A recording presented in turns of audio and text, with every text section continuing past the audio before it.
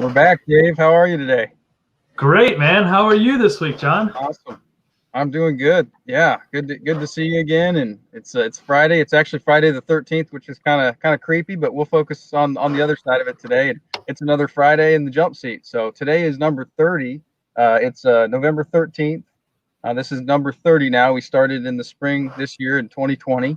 And for those just joining the jump seat, it's a weekly spotlight, bringing you key industry thought leaders, subject matter experts, and next gen insights affecting both you and your fire department. Hosted by two jump seat firefighters, myself, John Martins, along with my co-host here, Dave Durstein. And we tend to take a look at different aspects of the fire service every Friday. So this week we're going to be doing a great deal of that in the world of rescue and extrication. And so I wanted to just take a minute here before we get to that. Dave, how about some happenings in our fire service? What's going on?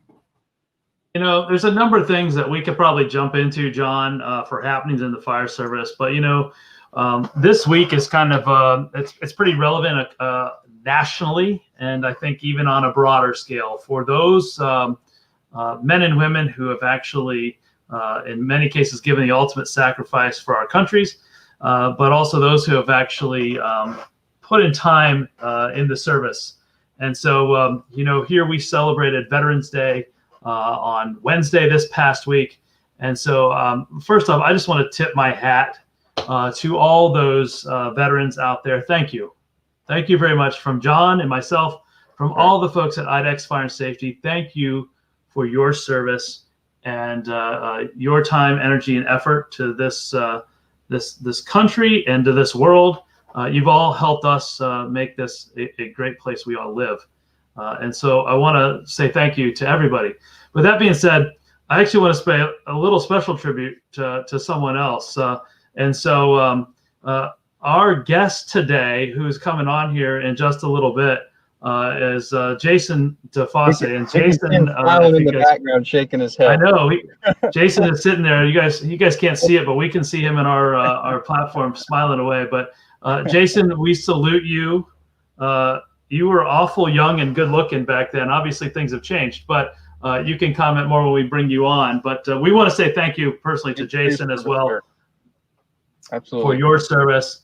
And, John, I'm not going to waste any time with anything else because I think having Jason's picture up here, it's only fitting to bring on our two guests today and welcome them right now today into the jump seat. I think we got an awesome show. And, these two guys speak for themselves. So I want to first introduce Mr. Toot Lee. And, Toot, he comes to us as the fire chief at Beaver Lane Fire and Rescue in North Carolina. He's, also works for MES Fire and is one of their three Hurst rescue tool specialists, primarily, I think, covering North Carolina and South Carolina. I'll let Toot get a little bit more into that here. But he also is an instructor for Premier Extrication. We'll talk about that a little bit more here as well. In addition to Toot, we've got Jason, who we just showed that lovely picture of. And, Jason started his career in 1995 and as a proud member of I'm going to probably butcher this, Jason, but Quinte West Fire Department in Trenton, Ontario, Canada. So not only do we have the U.S. represented well today, we've also got Canada well represented. And as you guys saw in that picture, Jason served as an infantry soldier and is a veteran of the Canadian Armed Forces. Jason, thank you very much. I know you also do a lot with your business that you're involved with Code 4, and I'll let each of you kind of tell a little bit more about yourself. But Jason, thank you. Toot, thank you for joining us in the jump seat. Why don't you guys tell us a little bit more about yourselves? Go ahead, Jason. Oh, you want to get a word in here, don't you, Toots? Mine will be short. You're long-winded. That's why you should go first. You go first. Hey, we'll just mute you if you get too long. Don't worry. We'll shut you off. Don't worry. We'll take care of that, Jason. We'll take care of that. All right. My background, like you've already said, I've been with Beaver Lane for 31 years. I've been with MES the last year and a half. I've always have followed the Hurst brand since I've really got into the fire service, and I did a lot of work or helped them do a lot of work. Just it's my passion. That's what I love to do. You find your calling, and that's what you you try to be as good as you can be at whatever you're doing. So I enjoy it. It's not work because I just love the opportunity of what I get to bring to the table and what gets brought toward me. Anytime we're teaching, we're a student also. It's not all about how we do things. We learn things from the students also when we're in the class teaching or outside teaching. Definitely. Well, that's awesome. And I'm Jason. I'm with Code 4. It's Quinte West, otherwise known as Trenton, Ontario, Canada. Really, really excited to be here with you guys and the Jump Seat audience. I work for Code 4 Fire and Rescue. We're a dealer for the Hirsch Jaws Life. My role within there is many different hats. The one thing I pride myself the most in is being an educator. As a company like ours, we're educators. And we also provide the Hirsch Jaws Life brand, which I know we're going to talk a little bit about the rescue tools. I'm excited to weigh in on that. We're going to talk about some new car tech, kind of the cool things like Toots is humble. He's a wonderful guy. When I first met him a few years ago and we connected, it's been awesome ever since. And I feel like I really, really want to recognize all the other rescue specialists from the Hirsch network, from Dalen to Selesky to, all the guys, Jeff Gates, all these guys that have also helped me develop and become a better rescue specialist in that area. And my teachings are both the hybrid of the real world experience of being on highway and accidents like Toots, but also being a journeyman and training and getting the opportunity to train all over the world. And some of the big things was, to teach at FDIC was definitely a big accomplishment for me, and I'm proud of it. And I'm excited to be here and weigh in on this show and add to it in a positive way. And for me, the whole thing is to help those who help others. So I'm excited. Absolutely. John. And Jason, real quick too, you've been in the live world for a while. You've been doing Extrication Nation. So for those that see a familiar face, that's where you've seen him. He does a great job on the Extrication Nation. You're doing those. I've seen more and more of them the last few months. Just a quick shout out. Check out Extrication Nation if you haven't seen it yet, guys. Thanks. Yeah, live every Monday night. So we're giving you your plug right there, Jason. So everybody gets that one here. And Thank you, David. I have to tell you guys, it's great having you on here. And I think John and I are both excited. For those of you guys who are just watching us for the first time, hold on to your horses, because these two, you get them into a room together, look out. You never know what's going to happen. And we got the comments flowing in already. You can see him there. Jim Green saying, hey there. Jason Pook is watching. So shout out to Jason. Hello, troops. Be safe from Wally. Yep. And we got James Hicks.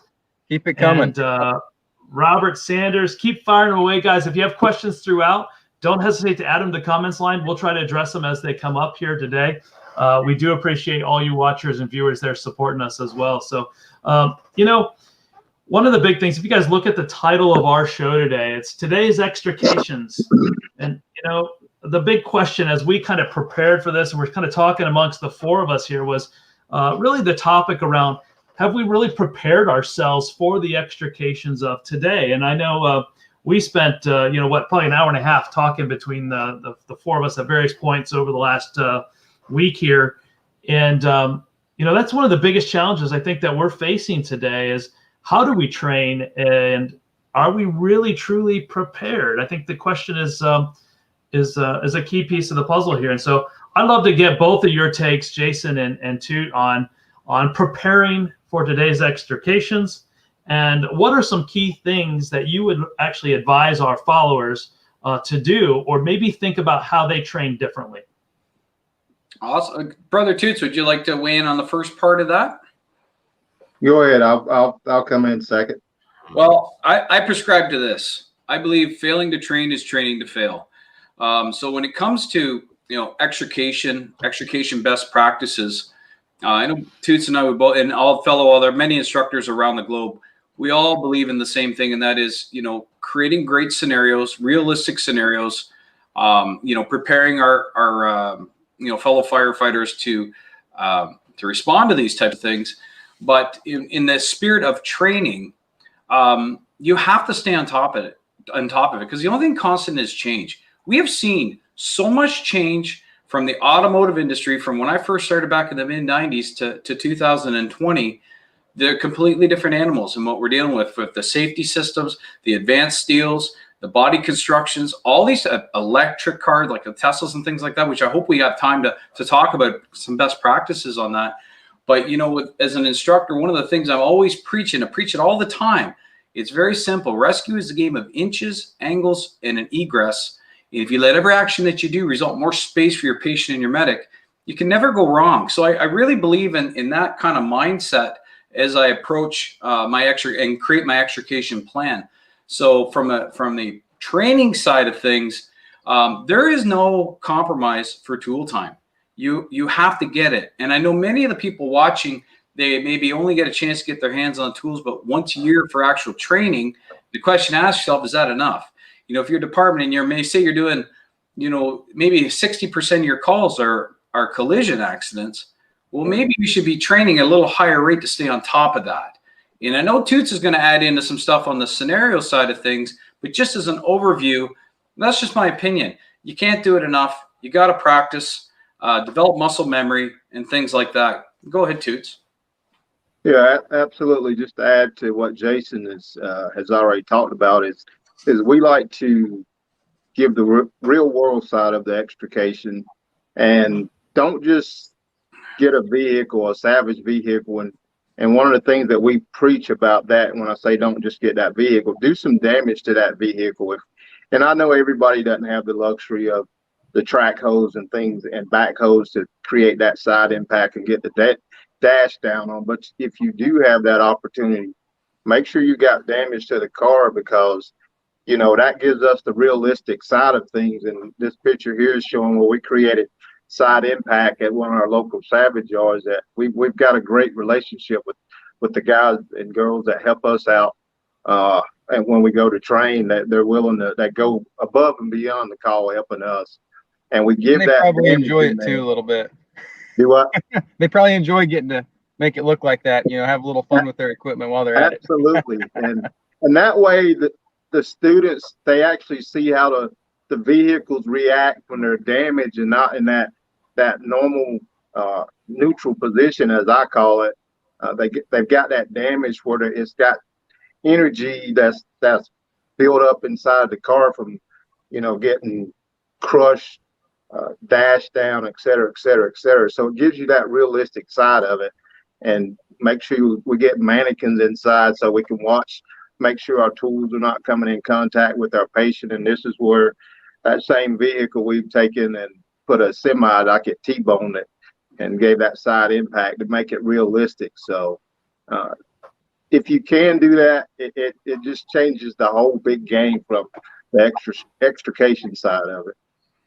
And like I said, I know everybody's not fortunate enough to get that. Go ahead. Now, I was gonna say, you know, that's a great point right there. First and foremost, too, is that real world aspect of things. I think, I know my department, we try to do that wherever possible, but I can tell you, we probably don't damage the vehicles like that. We may position a car up against it in a T-bone scenario, but not taking that time and really doing the additional damage or additional work up front to make it even more realistic along those lines. So this is an incredible piece that I think, to me, is something I need to take back to my department. I hope others watching take that same piece of this puzzle as well. One of the quotes that, and I don't remember where it came from, but it's absolutely true, and it's, don't train until you get it right, train until you can't get it wrong. Those are two very different things, right? It's not, can you put your gear on in 1 minute once? It's, can you put your gear on in 1 minute so many times that you never have trouble getting it done in a minute? In fact, you're doing it in 45 seconds, right? It's the same concept, but in this world as well. Like that.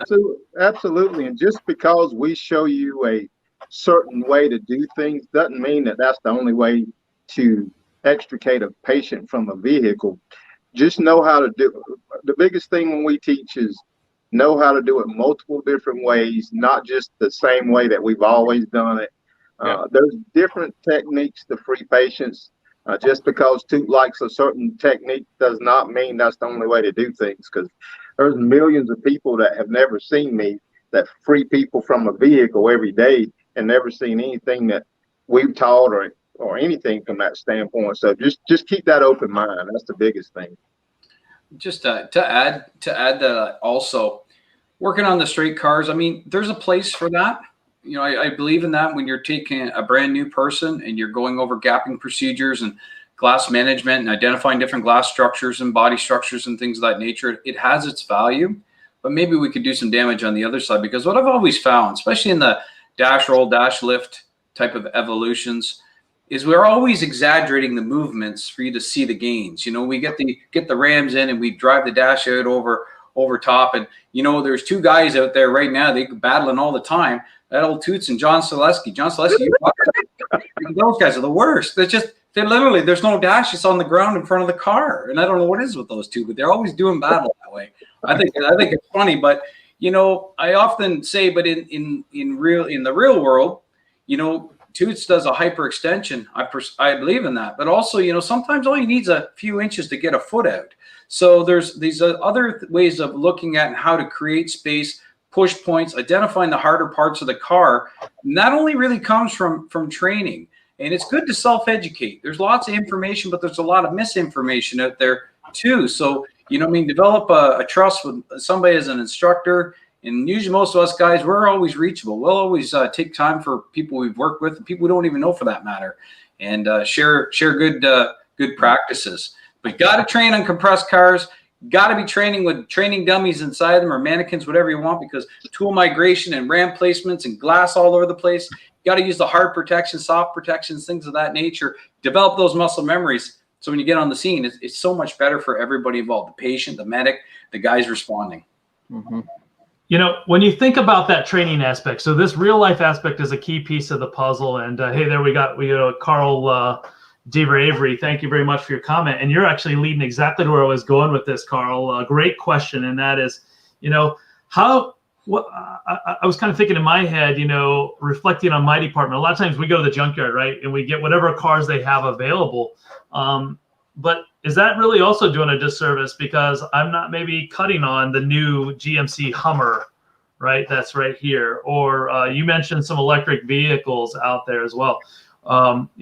How can we do, what do we do different? And if, let's say I only have an older vehicle, how can I make it more realistic?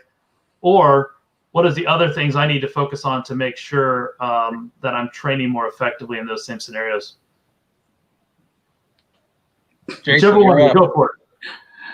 My simple answer to that is I've invested in a nice big magic marker and grease pencils, and I don't care what the kind of car is in the yard. I transform it from a 2002 Cavalier or whatever, and I can turn that into a 2020 Tesla Model 3. I write out the hazards. I treat it like a picture. I draw where all the hazards are on it, identify the type of car. I write down the type of body structures, glass structures, hazards. I do that with these older cars, and I make the student work with the attack angles and the techniques as if it was a 2020 Tesla. So it's not hard to do it. Now, the only thing that's different is how the materials react with our rescue tools. That's a big thing, and we got to get into the rescue tools at some point, but that's where things really change. Where guys kind of hot dog around on these old junker cars, they look all good. It's a total different process when it's a brand new 2020 car. Everything reacts differently. Say it all the time. New cars don't cut, they fracture and break. I can't say it enough. This is how things are done. We got cutters here we want to share with you guys at some point in the program and explain the details of why things are and how these body structures have changed and the purpose behind it. So, Jason, I don't want to go ahead, too. Sorry. I was just going to add what Jason was talking about, training on the late model vehicles. Just a prime example, back in June, we were at an auto manufacturer, and I think we had like 30 students there, and we were cutting late model vehicle. Well, one of the groups that I had, one of the students, they made a little partial cut in the lower A post. And I said, man, that's not going to work. But I said, tell you what, let's go ahead and roll with it, and let's see what happens. So, we finished the evolution, or we tried to finish the evolution. He finished off his partial cut. We put the spreader in, the jack, the dash didn't budge just because he'd only made a partial cut. And he's like, man, this has always worked when we've been on calls at home and been training. Well, now he was getting that chance to cut on the late model vehicles and see how that one technique that he's always used, it failed him right there on the spot. And the good thing was, at least it was in training, and that's where that comes in from us being able to. We get the fortune that we get the ability to go to these auto manufacturers and cut on vehicles, and we bring that knowledge back. And it was just good. And at the end of the day, it was good to listen to the students say that the biggest thing that they learned was how these vehicles react totally different than what they were accustomed to cutting. So that was awesome right there. Yeah, that's great. And real quick, we got a comment here from William. A lot of manufacturers will donate blemish or blim cars, including newer eco. So that's just something to take home too. If you've got manufacturers in your area, your region, or connections, right? There's another great tool tip, if you will, for that. One other thing I was going to add as well is just, we get out what we put into this. We get out the reality that we put into the scenario. Building construction to an engine company and a concrete fire tower versus a structural fire that's using modern technology or modern building practice. Two totally different things, just like this. No difference. Absolutely. No difference at all. Jason, in your last set of comments there, you kind of brought up something. You said, hey, today's cars actually fracture, right? And so, maybe go a little bit more into that. Would you guys share a little bit more about maybe the modern car technology and what the differences are? And what do you mean by fracture? Yeah, maybe what you could do while we're having this discussion, Toot submitted a picture with his gun barrel. Just joking. Don't be a hater. If you can pull up that picture, zoom in on that a little bit there, Dave, and then we'll come back out. So what you'll notice when we talk about late model vehicle construction, the big thing is we know that it no longer cuts. Back in the day, cutters were designed, they're more round shaped. They come around the material, wad it up, and pull it back into the notch, cutting that material. Today's body structures, and I would say from about 2010 and up, made a significant change in the tensile strengths of these body structures, which actually forced the hand of the rescue tool manufacturers to change up their cutter designs because they're being overwhelmed. So the whole purpose of fracture and breaking is, if may I bring in a cutter, Dave, just to kind of better explain what I'm talking about? Absolutely. Go ahead, Jason. We'll zoom right in on you. I just happen to know somebody who's got one. So what we got here is this big bad mamma jamma right here. Now, we look at this. Now, it looks much different than the cutters of the past. Remember, they're more kind of maybe more like a lobster claw and things of that nature. I want to bring in something that was passed on to me by a dear friend. His name's Larry Anderson, the legend Larry Anderson. If you guys know Larry Anderson, give us some thumbs up. Larry said that basically these blade geometries are going to get a little more, but they're designed to deliver massive compressive forces on these body structures, which then leads to fracture and breaking of these body structures. And another thing, as it finishes, it obviously wads it up and pulls it back into the notch for final cuts for, maybe softer steels, cables, wires, things of that nature. But that's what we come to see. And of course, now with the new cutter design that they have from Hurst, these things are actually designed to do, I would say, 90% of the work at 90-degree angles from the car. So, trying to back cut into posts and stuff like that where cutters are migrating, moving around. These things here with, over an 8-inch opening, you can lead right into those mid-B pillars, take them out, lower A pillars, take them all in one shot.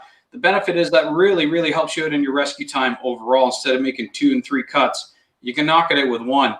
Another thing, David, I just want to bring in on this particular tool is the blades, right? So over here on the blades, you kind of notice it looks like a big I-beam, eh? So a big thing is what we stopped doing probably 20 years ago. We used to use a machined steel blade, like a black plate steel blade. There's still some of that out there, but we got away from it because lack of maintenance, improper use, guys would break them and they would just go flying, right? So Hurst prescribed to a different technology, a more expensive one, but a more safer one, and it's called a forged blade. And that's what Hurst has now. We've had them for many years, extremely reliable. I always like to look at these things. Marketing guys say a lot of things, but I personally like to say, from my experience, I use them for a lot of years. They're just probably the most reliable and safest rescue tools out there because of many of the considerations that goes into the building of them. But these things are designed to take those body structures, cut them all, and take them in one shot. So it's a great innovation. And the reason how we got there, like the Toots was saying earlier, it's having those relationships with the Teslas and all the other major brands, and being able to go and proof test this equipment on these late model body structures. They're tough as a coffin nail. Guys, I know I don't want to sound like sales guy, but if you're running some older cutters, you're going to hit the wall fast. Recip saws aren't going to do you a lot of service either. You have to start looking at some thick piston cutters. That's 2010 and generation and above, right? It's kind of where we're going to see the limitations really come out. Real quick. Yeah. Yeah, and even with buying the new cutters, you've got to make sure that you do your education on the training side of it, because just because you go out and buy the biggest, baddest cutter that we sell, if it's poor technique, you will stall that cutter out. So there's a lot that goes into this. And I would just want to add a little shout out to some of the folks that don't get a lot of recognition, and it's the engineers with Hurst that spend a lot of time creating these things. They don't make everything great right out of the gate. We come back and tweak some things, but they do a tremendous job and get us to where we are now. And I thank them for all that they do from our side of it. They make our job easier. You know, we had a comment come in here. Hey, they're forged like golf club technology, right? So thanks to Molly there. That's awesome. But the thing is, some people don't understand what that means. Like, so forging is where they take molten steel and they pound it out in a forge. And you can research just Google. Like, forging is so strong. Anything where there's a high demand or yields or tensile strength, it's got to be delivered by a forging process. So, I mean, it's just another thing, and it's a safer way to go. That's why it's used a lot in the industrial industry. Hurst's been using it for years. You know, hey, I want to throw this comment back up that came in here from Carl, and this kind of goes back to Toot, and he brings a real good point up. Hey, when we're making some professional training videos or things of that nature, we always like to show it in the perfect world with everything working and how to make it work. But you know what? There's those times when our failures actually teach us more. And so sometimes maybe we should actually include or educate people on that as well. So thanks, Carl. Great piece of puzzle there. And I don't know if you guys want to add any more on that. Want to thank Carl for his comments. Carl's extremely proactive in the education arena, heavily involved with Turk, both sides of the border in Canada and the U.S. Wealth of knowledge. We did a program called Old School Rescue, and he was one of the guys on there, and he did a wonderful job. He's always supporting the program, your program, my program, and he's a student still, you know, even as much as he's done. So big shout out to you too, Carl. Thanks for taking the time to watch us today. Absolutely. And so I got to throw one more comment up that just came in, and they're kind of giving you a high five here. It's from Robert Sanderson there, Jason, and he's really just giving you kudos for sharing your expertise and your knowledge, not only in Ontario but here today across the world. So right, yeah, we thank you for that as well. So we've talked about realism. We've talked about some of the I'll say limitations of some of our older equipment out there versus our newer construction of vehicles that we're facing and that we're going to see more and more of with time. You know, where are we at here? You know, smash and dash. So let's talk about that a little bit. So you're talking about a Rapid Auto X. Mm-hmm. So I'm going to turn that over to Toots, because Toots supported some photos for this particular topic, and he's going to walk you through. Listen, one day we're going to come back. We're going to talk about the 10 moves of doom. Now, Toots stole this one. This is one of the number 4. Oh, here they go. These two are going to get going. You watch, everybody. I've been sitting here quiet. I've been minding my manners. Toots sitting over there smiling at me. He's provoking me. I can tell. He's sending me messages here. He's agitating. So go ahead, Toots. Go talk about your move here, and then I'll tell them about your move. My move is a 32-inch spreader. We're in a rapid extrication. Medics here, our EMS crews in Union County, that's where I'm from, North Carolina, they do a tremendous job. But that spreader right there with the 32-inch spreader, if we have a true pin job where the dash has the patient pin, just that spreader alone. Now, this is everything goes textbook, and we know that doesn't always happen. But I can take that spreader and remove that door, and there's a video I have of me doing that. But I can take that one spreader without any kind of change outs or anything, and take the door completely off, get that dash up, have our patient where medic can get to him, and go into the hospital roughly in under about 3 minutes from the time we hit the parking brakes and we come out of the rig. So I always say we want to get the patient out as safe and fast as possible. You hear a lot of people say we want to get the patient out as fast as possible. Well, a lot of times when we're only looking at speed, we're compromising that patient's C-spine, et cetera, et cetera, et cetera. But obviously, if my patient has coded, we've got to go. And like I said, that's why I'm such a fan of a big spreader, 32 inches. I make a lot happen in a short period of time. It's not for everybody because it can be, it can be a little a monster, but I love it. And once you train on it, and that's all you're accustomed to using, it's just like, tying your shoes. I agree, Toots. Up here, I mean, in the beginning, we had 32s, then 28s became the norm. And then when hydraulics came out in 2010, there was a 24-inch spreader that was available. So that's what we kind of drove the market with in the beginning because it's what we had, but it was a great tool. And what made it great is the backed up to the Rams. And Rams spreaders are great. In that application Toots is talking about, dash down, quick and dirty, no relief, dash displacement is absolutely a great rescue plan and to be a first option, maybe not a second option. So I support Toots on that technique. And the next thing is the Rams. I love Rams because I look at Rams as being the ultimate space maker. With rescue tools, there's always mechanical advantages and disadvantages to them. Like a spreader starts out weak, but it gets stronger. The cutters start out strong, they start out weak, but they get stronger as they close up. The Rams, like a big single piston ram, if that's a 20, 30,000 pound ram, well, that's 20, 30,000 pounds from the first inch to the last inch with no deviation in force. Now we got telescopic rams, little slight pressure differential in the end, but you start out with a small insertion of say 23 inches. Next thing you know, you're pushing out to 53, and now we have 60-inch rams, which are just incredible for cross ramming, T-bones, pushing a roof up and things like that. Because one of those guys are all quick, go jump, pull getting all excited, pull the roofs off these cars. And I'll tell you from my experiences, if that roof, and for an example, if that roof is crushed down on your patients and they're just locked in underneath that roof, and you come in there and you just start going to go for a roof removal right away because that's what you've been doing for 20 years, you are going to injure your patient. Because with every single cut that you make with that cutter, especially on a brand new car, it fractures and breaks. And I'm telling you, if you ain't seen it, we'll make sure we circle back around and put some videos in the comments. It just shakes and the whole car just reverberates. And then you're transferring that energy to the patient.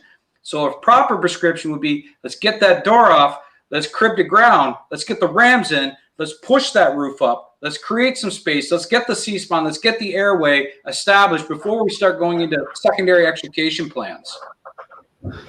Jason, go ahead, too. You're the expert here. I was just going to one other comment.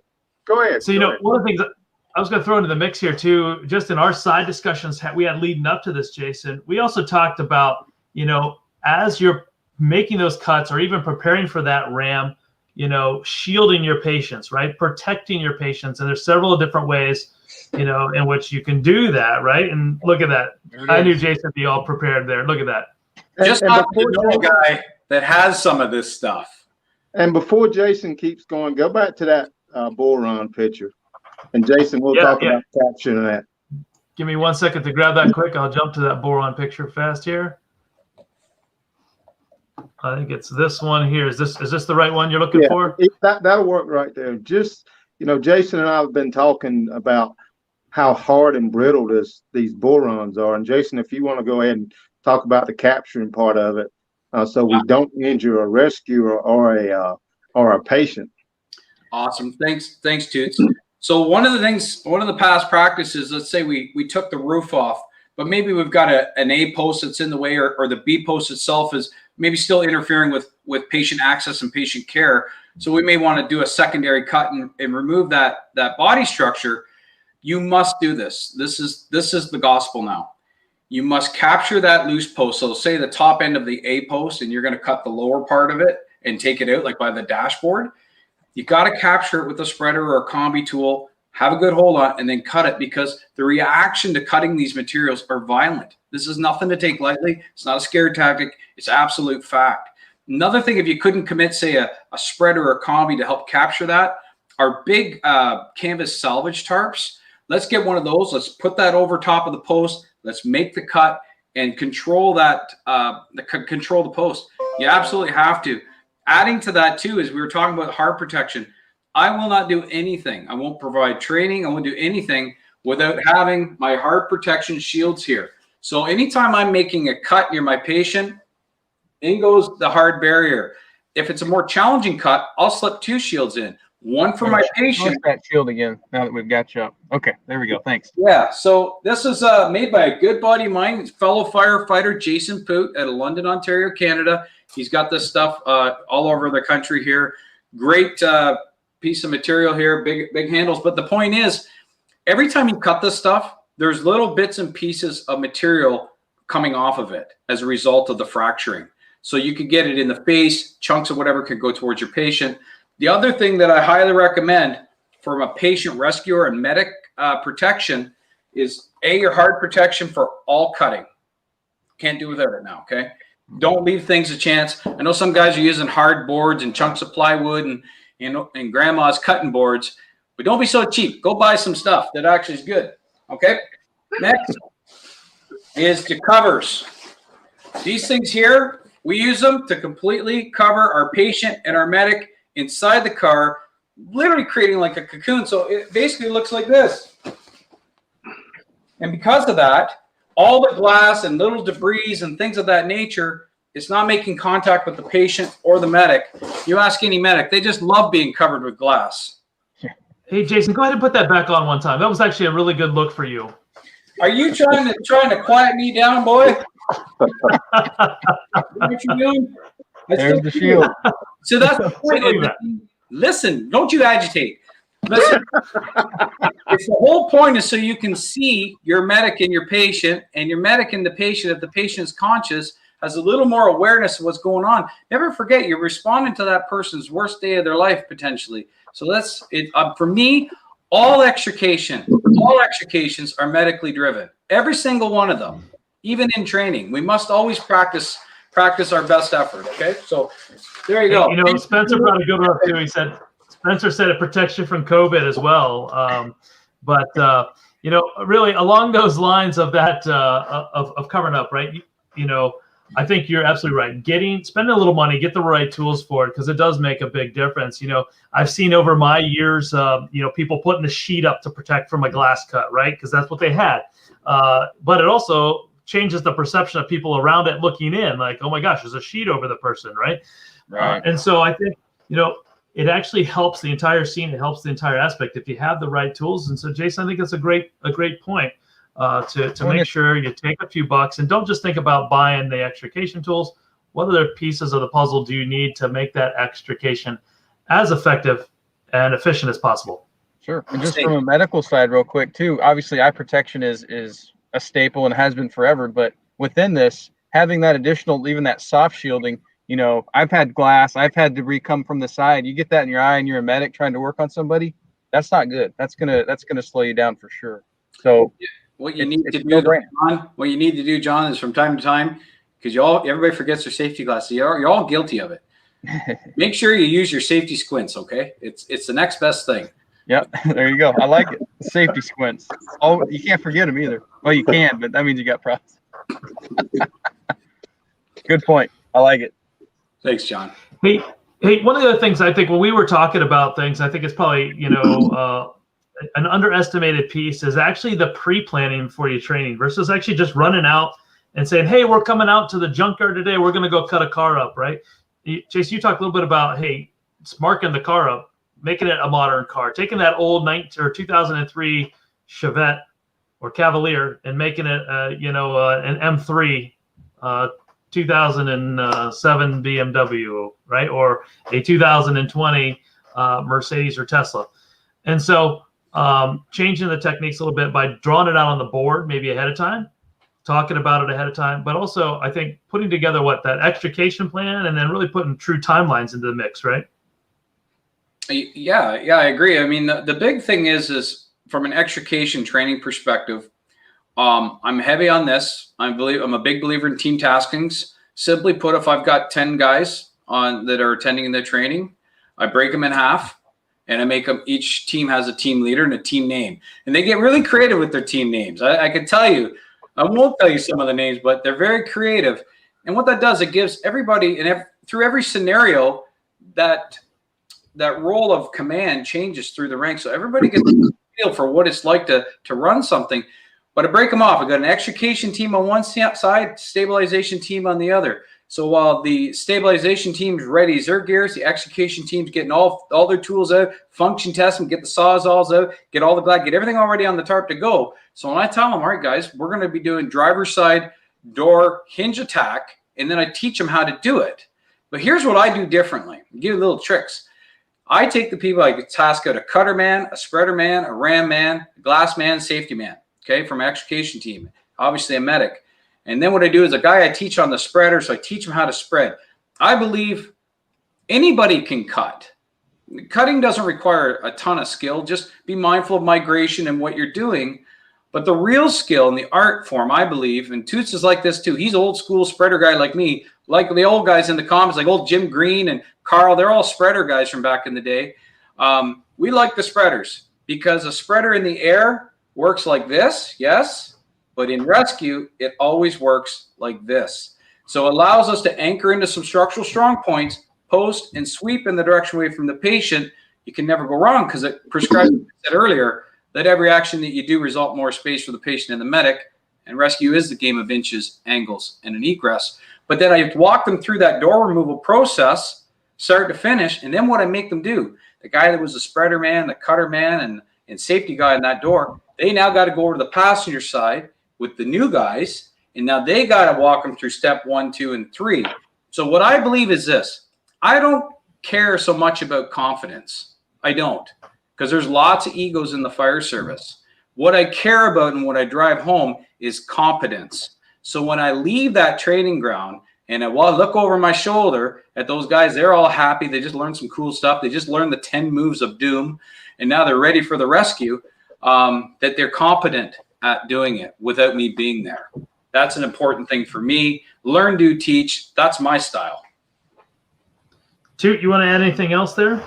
Well, I'm gonna add more to, not from the training side of it. I want to add a little bit from the actual real world incident as we're responding to calls, and I can talk about the region I live in because I hear a lot of the radio traffic, and obviously I know a lot of the folks, but if we're arriving on or en route to a possible pin job, and we get somebody gets on scene and they give a size up, hey, we got a confirmed pin in.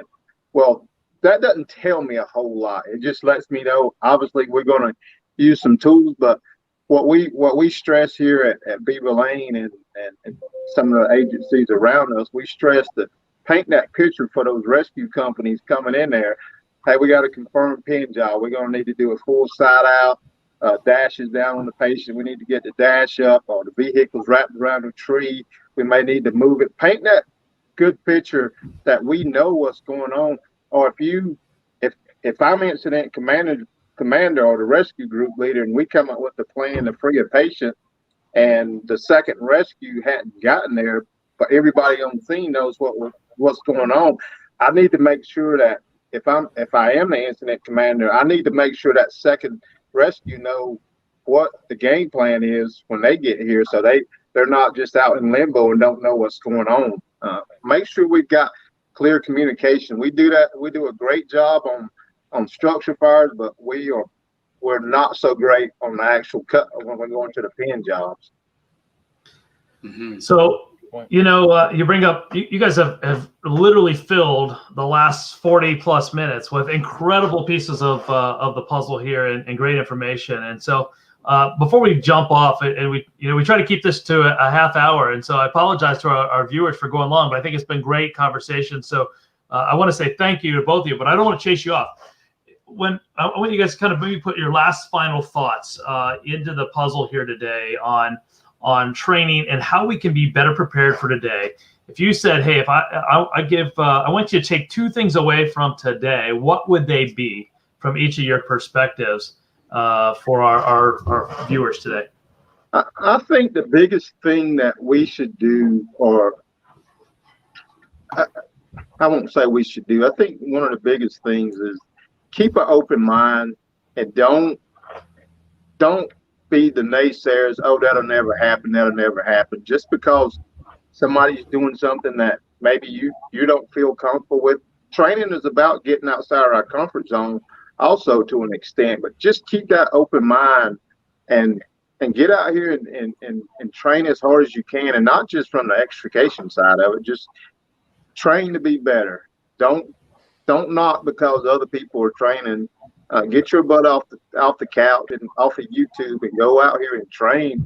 And we're providing a service to that person that's injured, and they want us on our A game all the time. We should never be on our B game. That's just how I feel about it. I like that a lot. And here a minute ago, I think Jason said it, but it was learn. And then what stood out to me was do it. Go do it. Don't just talk about it and watch YouTube on the couch. Like you said, that's easy. Anybody can sit there and watch YouTube.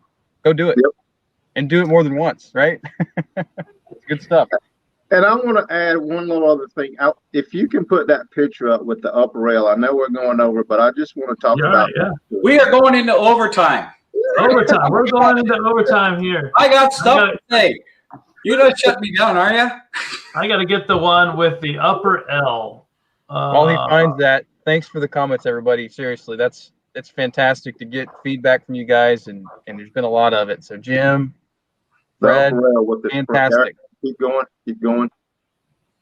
Right there, that's good. If you can get that one that's pulled back. Okay, that's perfect right there. Just a quick tip.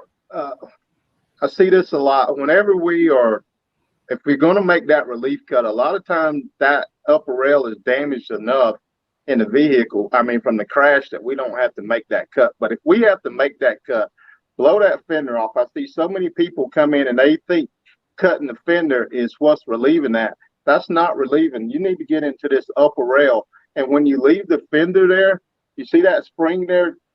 Some of the cutter blades are so long now. If you go in there and blind cut, you're going to grab that spring and you're either going to break your cutter or have a big smiley face on it. That's why you shouldn't make blind cuts or anything like that. You want to cut behind that strut tower and get that relief. So if you do come in there with your spreader or to jack the dash or push it with your ram, say the front end of that vehicle is head on into a tree or head on into another car.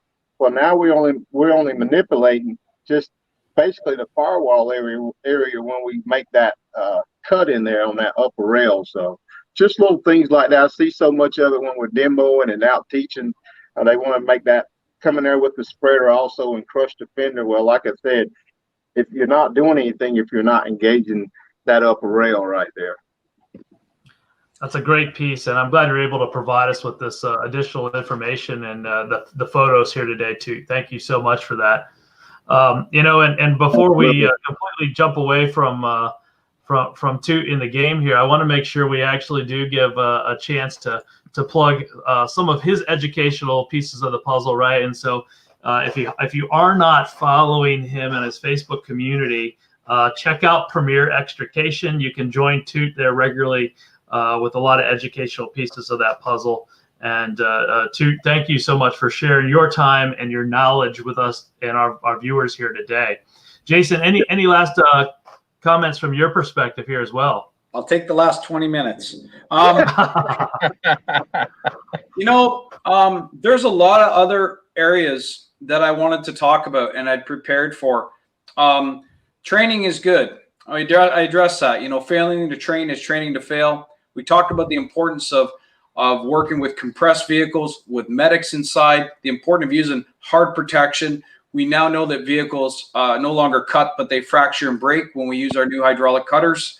I feel it's like there's so much more to share with your audience that we not even scratched the scratch yet, because I've got so much more.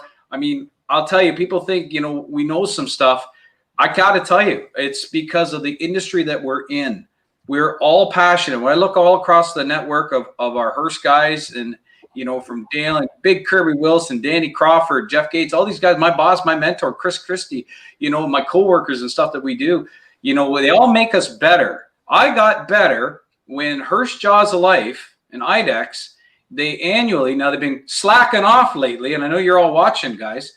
They've been slacking off lately, and we want to have the rescue specialist every year because it makes us better. It gives us a major competitive edge in an extremely competitive arena that is the rescue tool business. Make no bones about it. I'm an instructor, but I also have an obligation to put the best equipment that I can in the first responders' hands. And I got all kinds of great examples here today to talk to you, and you guys are missed out because we run out of time. But I'll just take my battery out of the water, because I'll tell you, if you don't know already, we're now waterproof. That's right. Hydraulics are now waterproof. And in my closing comments, we need to do some more. But with that being said, I got to tell you, I like your show and I admire your style, but your pay is so cheap, I won't be back for a while. Thank you. Jason, thank you so much for joining us today. And, I didn't feel right not being prepared with a tool myself. So I thought I'd just, arm myself to be sitting there across from you with at least maybe a little tool. You got the big tool. I got the little. Right, I do. So Jason, thank you very much. Once again, thank you really to both of you. It's been great having you here. And, for all of you following and still watching, we're going to have them back again. Actually, look at that, right? And we're going to have these guys back on here again. They've been a hoot. They've been a great group of guests to have available. So thank you both very, very much. And once again, Jason, thank you for your service as a great veteran and your time there with the Armed Forces. And thank you to all the veterans out there. With that, I'll hand it over to John to wrap up the show. Thank you, gentlemen, again. We can't wait to have you back on here soon. Thanks for having us. Thanks, guys. See ya. Oops, there we go. Dave and I. Okay, so yeah, guys, I'll leave their emails up for just a minute if you don't have their email addresses already, but that'd be a good way to get in contact with them before we get them back on here. But it will happen. We didn't say if, it's more a matter of when, right, Dave? So they're coming back, and we're going to talk the 10 moves of doom, if I remember correctly, which is something I'm excited to learn about. I'm sure that, just like most of us, we've probably done some of these at times and not even realized it. So that'll be a good one to have next time. Yeah, absolutely. And, we're looking forward to next week. We're making a little trip. For me, I'm making a little trip down south. We were going to have this episode a few weeks ago, and some unforeseen circumstances arose, but I'll be going to Sutphin. And so we're going to deal with, we're going to get a chance to meet Drew Sutphin and take a look at the Sutphin fire apparatus and their manufacturing facilities, as well as their aerials. So we're going to be flying high with Sutphin aerials. Absolutely. Next week. Yep. That'll be John, but we got go ahead. Go ahead. Oh, I was just going to say that'll be on the 20th, next Friday for everybody. Of course, Fridays are the jump seats. So anyway, Dave, were you saying something else before we close out? I was going to say, and as we've kind of planned out the next couple weeks of the show here, we've got I think a great show starting in early December, and it's a little bit unique. Why don't you tell our viewers really quick about that? Let's give a little commercial there for some upcoming events. Absolutely. So come here first part of December. We're going to be doing a 3-part series, and we haven't done that yet. The series, I'll give you a preview. We're going to be talking about the world of foam. Now, in firefighting foam, there are many avenues and many different topics within that. This is going to be a little more targeted on different aspects. One of them heavily being carcinogen reductions, and that's something that there's some science and some testing that we have been part of and supported that's been done that brings some new light to the world of carcinogen reduction utilizing foam in our fire service. So part of it's going to be about that. We're also going to be talking A versus B, really. What are the myths? What are the common misconceptions? And air monitoring as well within that. That'll be coming up here in just a few short weeks, and I know we're getting into holiday season, so more to come on that for everybody. But you'll be starting to see some previews for that. So closing out the show. Otherwise, guys, thank you for all the great comments. Seriously, it's fantastic that we can do this live. 2020 is quite the year, and the fact that we can still get together, still learn, and develop our skill sets, even though it's virtual, is a benefit to me, and I know to Dave and everybody watching. We're learning things every week. So thanks for everybody joining in, leaving comments. Please like and share the jump seat if you haven't already. And for those, we'll see you next week on the 30th. So, or I'm sorry, the 20th. Have a great day. Be safe, and we'll see you in the jump seat next week.